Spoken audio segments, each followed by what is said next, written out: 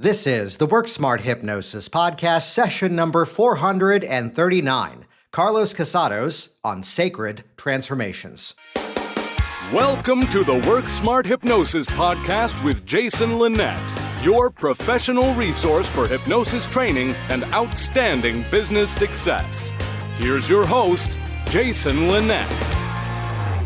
We now join this conversation with Carlos Casados, already in progress. However, in a couple of moments, we will. Which, first of all, if you are diving into this episode first, pause here and go back to the previous episode, session number 438, because we have only done this a few times over the years of putting out this program. This is actually a two-part episode that in the middle of the conversation, last week's session on memory reconsolidation coaching, in the middle of that dialogue, Carlos did this amazing job of just dropping a massive bomb right in the middle of it, to which immediately I realized, okay, we're not going to wrap up at about the typical 35-minute conversation. We're going to go longer, and this is going to become two parts, because the topic of psychedelics and their role within personal change and therapeutic transformation came up.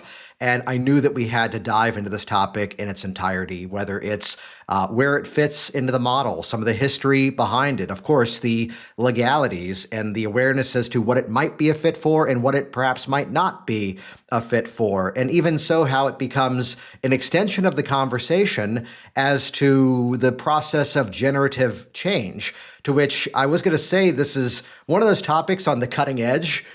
Yet really, this is a dialogue that's been around for hundreds, if not thousands of years. And just as society kind of catches up and, perceptions begin to change, it's clearly becoming much more widespread and much more accepted along the way. Plus, if you want to Google it, there's a very subtle jab that we drop in the middle of this conversation, specifically around nylon, which just do a Google search yourself online. You'll find the history as to why hemp was sort of put out there as this horrible thing. Oh, you don't want that, because someone else was trying to produce nylon as this product that was going to be much more profitable and easier to produce man-made. Yay, chemicals.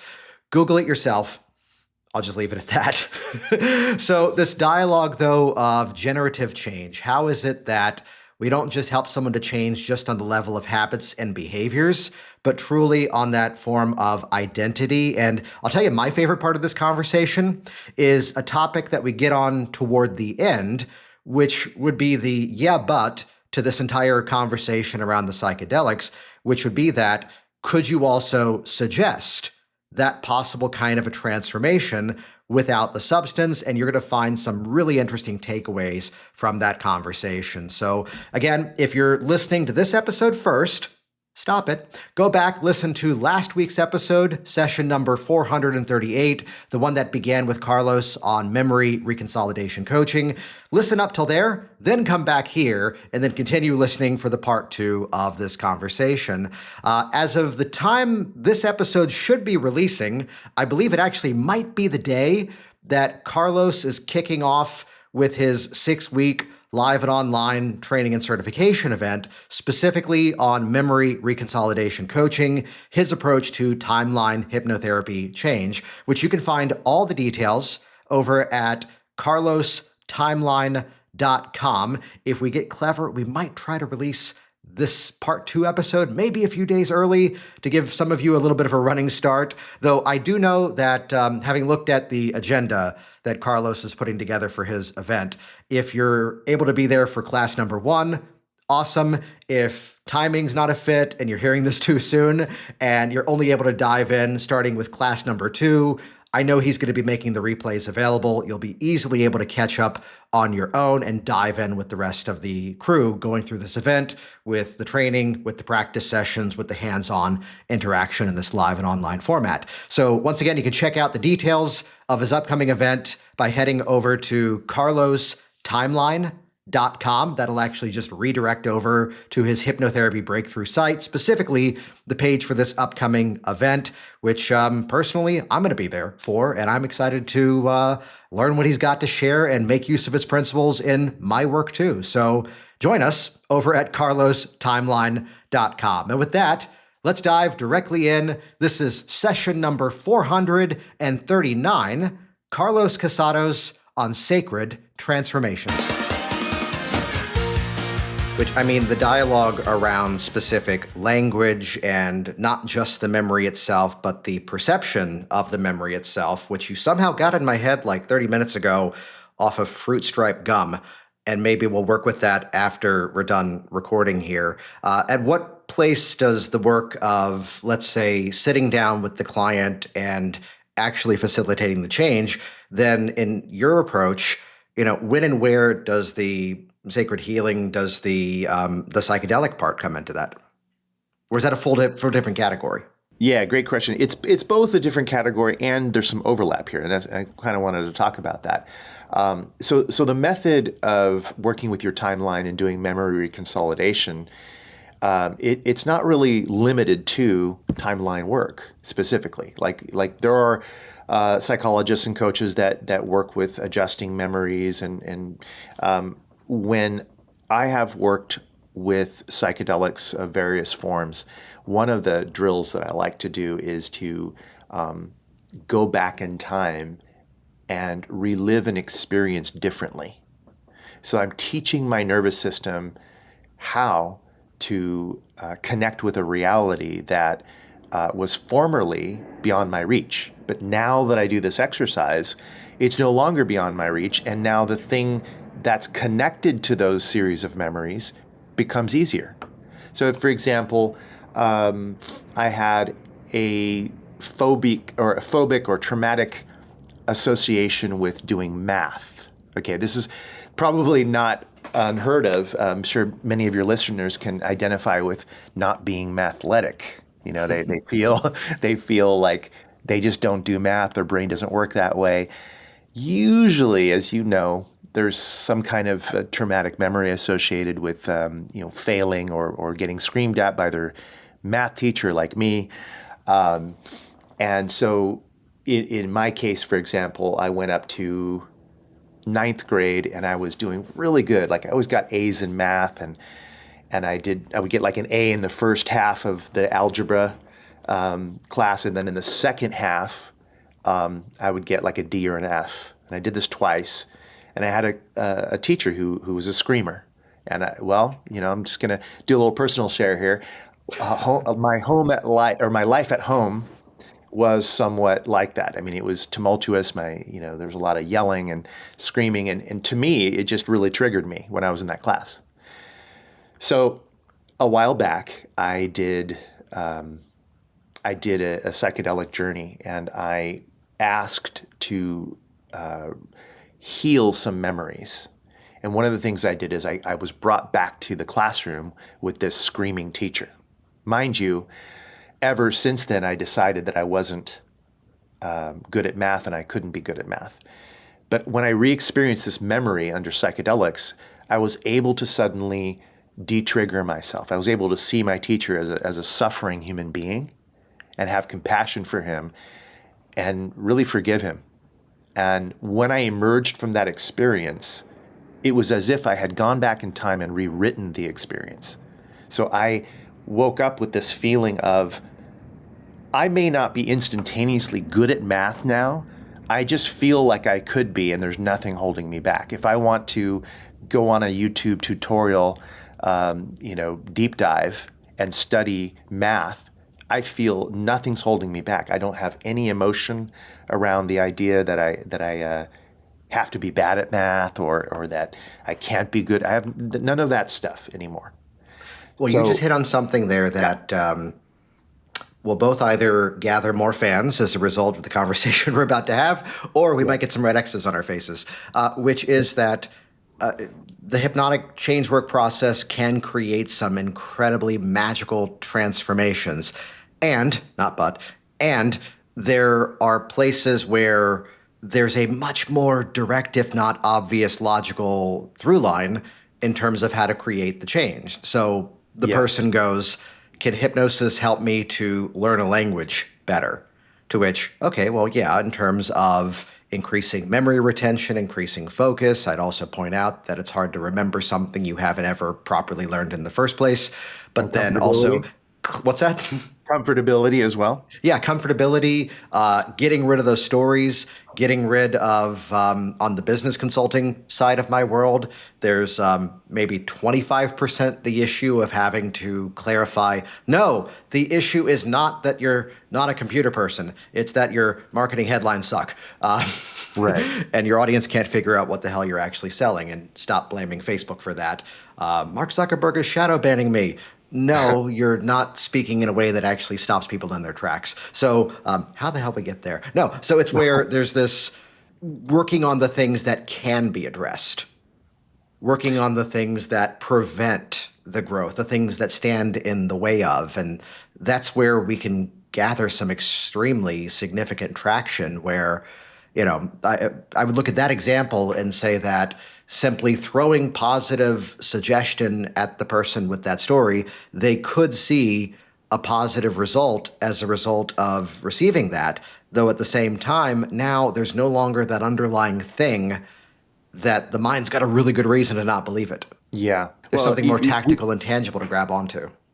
For sure, for sure. And I think in the previous section, we were talking about, or briefly mentioned generative versus remedial. Yeah. And, just for anyone who's not entirely clued into what that means, remedial kinds of changes that a coach works with are things that are like a remedy. I mean, it's like putting a Band-Aid or maybe cleaning the cut and addressing it. It's very direct like that. So issue-specific problems, for example, require remedial work, remedial changes, remedial techniques. But then there's the other side of that, the flip side of that coin, which is the whole generative side. And to explain that, I would say there's an aspect of your psyche, your consciousness, that is generating most of your experiences from the level of being, right, rather than doing. So there is doing that's involved, but the being, like who you are, dictates what you do. And therefore, if you identify as a healer, for example, you'll tend to do healing types of things. And it's the same if you identify as a person who's bad at math, you will avoid any opportunity to get better at it, and you'll adopt the behaviors associated with it. So a generative change is connecting with the part of you that is generating your experience, the adaptive, creative sides of your consciousness. And so when you're doing generative work, you're actually tapping the person into a more open-ended, abstract level of perception that can shift the way they're being. And it happens at such a deep level that they start doing things differently. Does that make sense?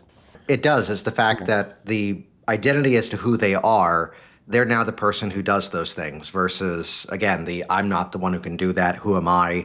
Yes. And that perception of it, which, we started this dialogue in terms of timeline, in terms of memory reconsolidation, when the person is reaching out and the journey involving psychedelics may be involved. Well, let's pause there for a moment. What things are included when we're talking the category of the psychedelics? Like, what are the substances? What are the topics that are included inside of this? Sure, absolutely. I'll get to that in just a moment. I just wanted to say that psychedelics leans a lot more heavily into the generative side.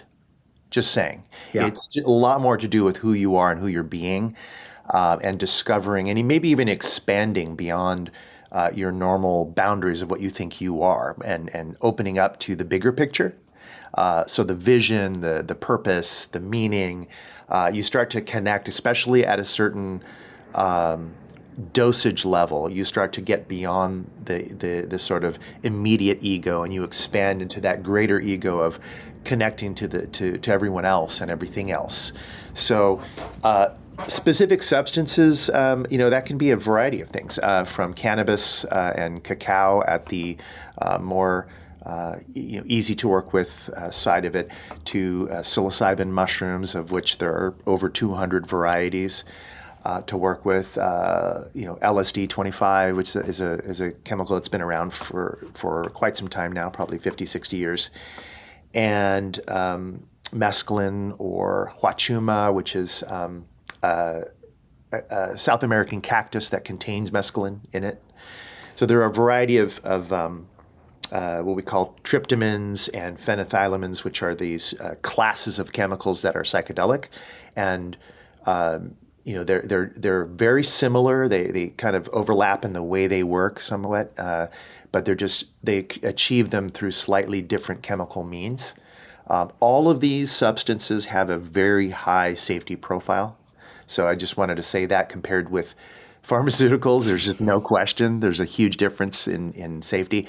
The psychedelics are very, very safe, and there's almost no examples of anyone ever having any kind of physical problem with them. It's very, very rare. So I work with the substances that are appropriate for the person. Now, each of them has like a different duration. They might be slightly different in the way they act in the body biochemically. And the duration, I mean the length of time that you feel under the influence. But almost all of them, they kind of overlap, as long as you realize that some chemicals are slightly more concentrated than others, and so you would need less of it to get the same effect. But you can mimic the effect of other substances simply by raising the dose. So like people who do ayahuasca, for example, I'm one of the 5% of the human race that doesn't digest ayahuasca, and it doesn't become psychedelic for me. There's no visionary thing that happens when I take it. But other DMT-containing substances do work. Mushrooms, for example. They break down, they go from psilocybin kind of breaks down into something called psilocin, and psilocin breaks down into a form of DMT in the brain. So the experience for me is very, very intense. And I've had people who worked with ayahuasca come to a session with me, and we did a sit where we dove deeply into the mushrooms, and they flat out told me this was as powerful, as visionary, as incredible and meaningful as any of the ayahuasca trips that they went on. So it's not so much the substance, it's more to do with who you're doing it with, how you're doing it. In other words, what's the container you've created, whether through a ceremony or through getting clear on your intentions, and the dosage. Well, I'd ask you a bigger question here, which is that these are categories that are by no means new. They've been around for quite some time, but there's this sort of renaissance that's occurring where people are now becoming more aware of it and more open to it. What would you say has been the shift that's made that happen? Oh, you know what? Two things, really. One was the lifting of the research ban that was there for almost 50 years. Yeah. They had incredible results back in the day, but the DEA kicked in and they lied. They started a whole propaganda thing to prevent even the researchers who were getting excellent results. I mean, results better than any pharmaceutical trials. But we got nylon.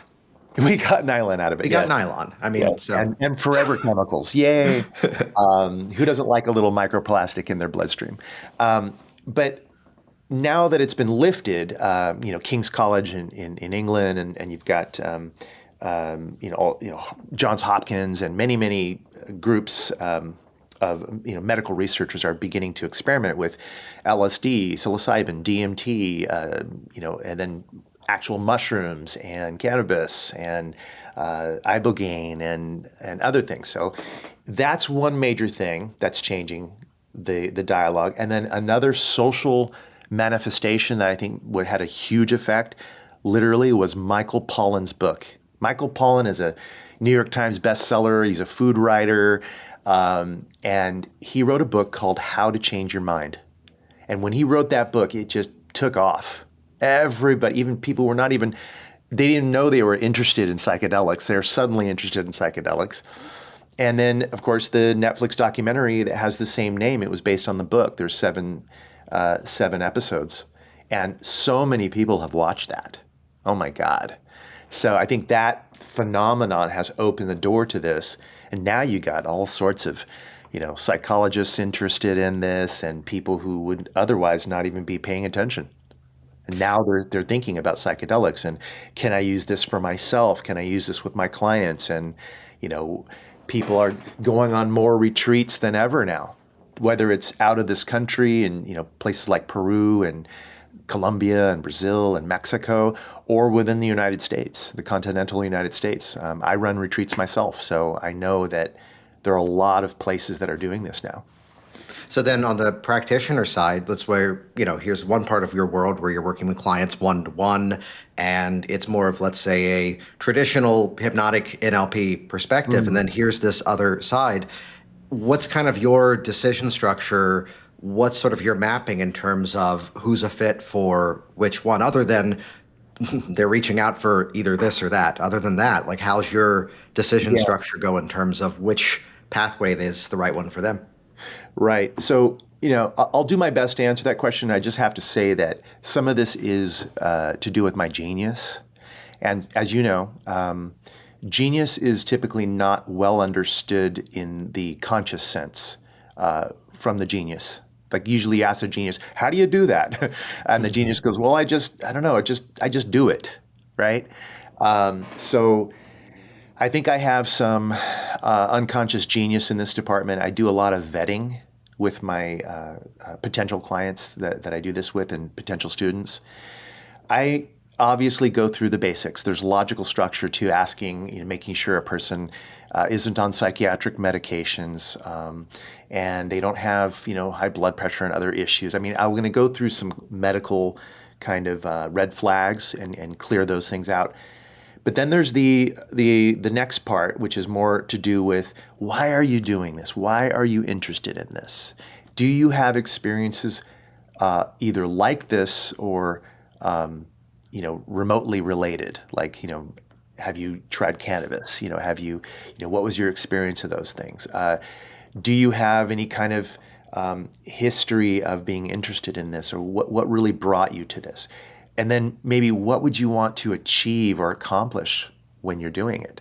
I want to make sure that I don't cultivate unrealistic expectations, but I also want to keep people's mind open that, miracles, what I would call miracles, meaning powerful transformative changes that you can't really see how it could have happened by itself, like a quantum leap in healing, or a quantum leap in self-perception, or a quantum leap in understanding, aka like a powerful epiphany that changes things.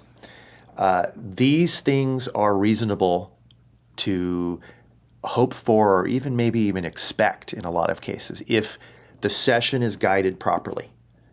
So I think that the door is open. Okay, so the gates are open for people to come in and experience this a lot more than people realize. But it isn't for everyone. I got to be honest. Not everyone is capable of trusting the process or trusting that they're going to be okay. Everyone feels a little nervous when they try a psychedelic for the first time. I'm not talking about that. I'm talking about the really intense control issues that could be life-shattering for a person if they weren't ready for it. However, there are people who with intense control issues who intentionally went into psychedelics to help that. And they did. They discovered, wow, I really could live like this. This doesn't have to be the rest of my life. And so the cool thing about psychedelics is it more than hypnosis, more than NLP, more than anything else I can possibly think of, it suppresses the default mode network of the brain. So that part of the brain that resets every time when you wake up, and it remembers who you are and what your basic moods and attitudes are, that gets suppressed heavily. And so there's an element of, for a very positive, beneficial reason, I don't know who I am right now. Who am I? Maybe I'm more than just me. Maybe I am everyone. Maybe I am the sun. Maybe I am my spirit. Maybe I am this intelligent mushroom that I just ate, right? And I don't mean that in a silly way. I mean that in a kind of a spiritual, mystical sense, that these substances open the door to mystical experiences. So if someone has, maybe even an inkling of hope that there might be something greater or bigger than just them and their quaint little logical ideas, psychedelics can open the door to perceiving what is beyond all of that. And so you have to be ready for it. You have to be ready for a real breakthrough. So the obvious question that may be on the minds of some listening in, what's the legality? Very good question and very important question. And it's a question that is constantly changing. Yeah. So in many areas, they have decriminalized, which means they're de-emphasizing the prosecution. It's not legal, but police stations have been told to just back off and focus on fentanyl and focus on speed and cocaine. Stop troubling people for having a small amount of mushrooms and deciding to trip out at their house, like that. So the element is, for me, although there are a couple states that are making it legal, that you have to have a state license, and that's a whole process. And then there are some religious exceptions. So, for example, the Ayahuasca Church in the U.S. Received the religious exemption that the Navajo Church got when they were doing peyote. So there are conditions under which it can be legal. There are certain cities, such as Santa Cruz, California, which it's just legal. You could, open up a session at your local yoga school if you wanted. But my process has been just to sort of understand that I need to let people know about it, but I need to let a select group know about it, not just put it on the front page of the newspaper, but I don't want to attract that much attention, but maybe in specific settings like hypnosis conferences and maybe psychedelic magazines and various things like that. That would make sense to do because it is still technically illegal, and there can be some trouble with that. I do my best to make sure that I'm really clear and vet people and make sure that we keep the numbers small, that we do it in an unknown location. I don't let people know where it's going to be until they've sort of signed everything, they've paid, and they've bought their plane tickets, and they're ready to go. I just let them, I tell them the general area where it will be, like, oh, come into this particular airport. You know what I mean? But then I don't give them an address until everything's settled. And that protects me. It protects them. I also ask them not to do social media posts about it until after the event. Things like that. Putting in a double snap there for edit. Do you want that last thing about I don't tell them where we're going recorded? I'll leave it up to you. I think it's okay either way. Let me ask you again. Let's just do a reset of that question. Yeah. And just don't go into that narrative. Sure. Okay. Yeah, because I'm going to do a crop here. So the obvious question at this point that some are going, yeah, but what about this, would be the question of the legality of this, that there's some, there's a difference of one country to another, but even as of now, a number of states are changing the opinions on this, right? Yes, they are. There are a couple of states that they've created some state licenses. I believe Oregon and Colorado are examples of that. So, I don't do it through a licensed means, but what I do is I'm careful. I'm just careful to make sure that we've got the right group, that we don't, scream it out to the world that we're doing it. And I've been operating from a level of logic, but also some faith in there that we've got sane people here that we can go through this experience together in a trusting way. And I make sure that we do everything to keep everyone, including me, out of trouble. Well, there's also this gray area now, which is that, there's a difference between something being illegal versus something being decriminalized. Right. No, that's exactly right. The decriminalization essentially means that they're going to de-emphasize the prosecution. Typically, it's catch and release, if anything. Like they might confiscate and let you go with a slap on the wrist kind of thing. It's not anything that would be life-changing or harm you. Whereas in the old days, you could go to prison for it. It's a pretty serious thing, and that still is the case if you're producing stuff. But running a retreat or just doing it with a small handful of people, that's not really going to be an issue.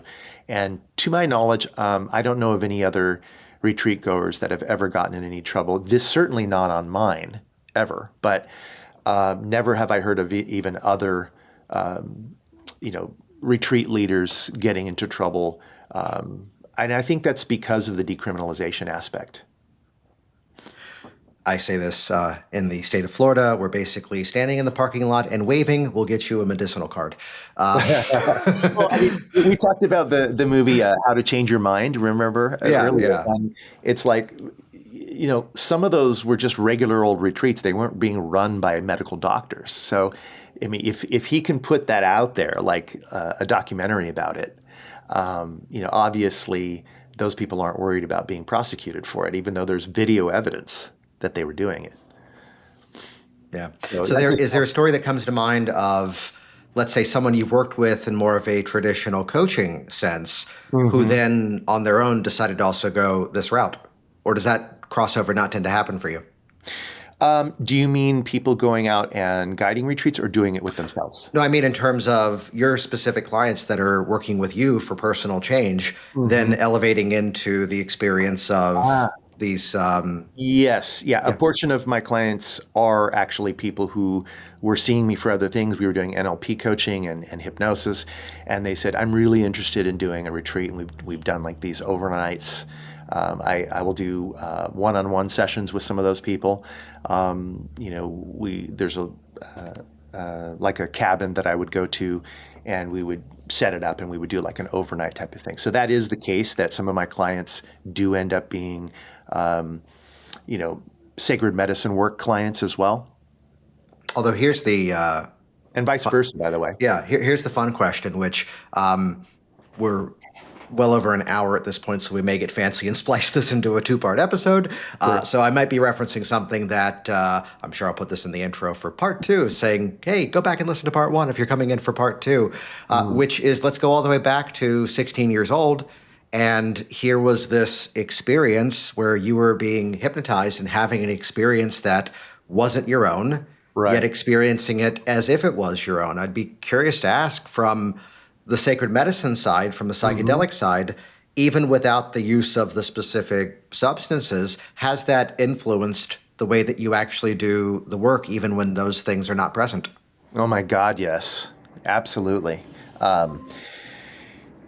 Navigating non-ordinary states of consciousness it's paramount. I mean, and it's when you've experimented with these different substances and different practices that go along with the substances, like drumming, like breath work, like meditation, or various other shamanic journeying and things like that, you just realize that you're navigating these altered states of consciousness, and you're weaving sometimes conscious and unconscious things together. And then you're integrating those experiences as you either share it with a partner or with a co-journeyer, right? Or writing about it. So there's so much crossover that it's almost hard to put the finger on where that exact dividing line is. I think it's enhanced my creativity with clients. I think it's helped me to see that I can easily and effortlessly relate to different types of experiences, even the difficult experiences of the people I'm working with, and at the same time navigate my way out of it, almost like they're co-regulating. That is, they're regulating along with me as I do it. If I dive into that experience and then work myself out of that feeling, subconsciously they're noticing that, and that is hypnotic. That has a hypnotic effect. Because at an unconscious level, they're registering these changes in me as I'm speaking with them, and they're starting to entrain. They're starting to kind of dance with me on a neurological level, unconsciously. And then by the time I'm using my words, of course, there's so much feeling and there's so much conviction behind the words that it's like anything that assumes hypnosis is hypnosis, right? So it becomes an overlapping kind of thing that absolutely psychedelic experiences have just opened the door for hypnotic realities, and it's helped me tremendously in that process. Yeah.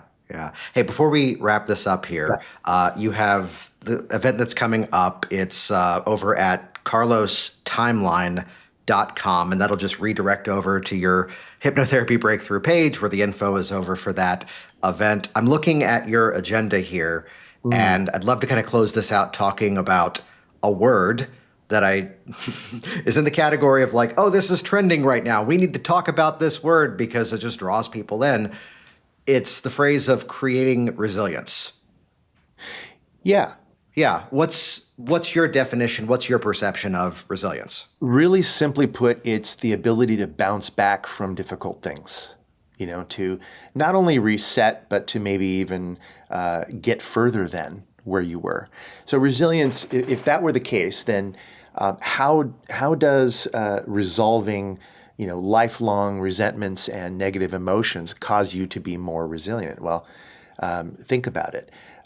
When you have refreshed your ability to not only let go of a previous event, but then to have a higher understanding of what could replace that negative feeling, it's usually some kind of brilliance, genius, creativity, flexibility, something from your prefrontal cortex, that executive function part of your brain, that can help you to be creative with your circumstances, to use your positive intelligence, to borrow another term I like.